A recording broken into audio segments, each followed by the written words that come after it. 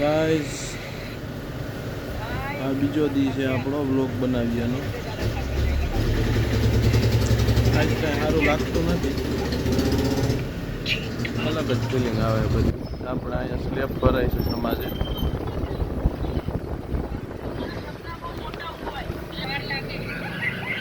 અત્યારે એવું થાય છે ને કાંઈક, કે શું કેવું તમને, તમે નહીં સમજો. આજે આપણે બહુ લાંબો બ્લોગ નથી બનાવવાનો, અત્યારે અહીંથી જ પતાવી દેવું. જો આપણે દીનાભાઈ ગાડી રિપેરિંગ કરે. આ દીના અહીંયા જોતો મારે હામું શું કરશો, બોલ તો ખરી. હા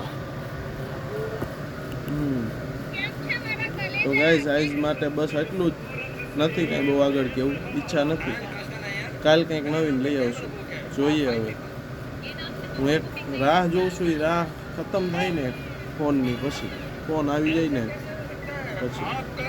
સારું હાલો તો કાલે મળીએ, ત્યાં લગી બધાને જય માતાજી.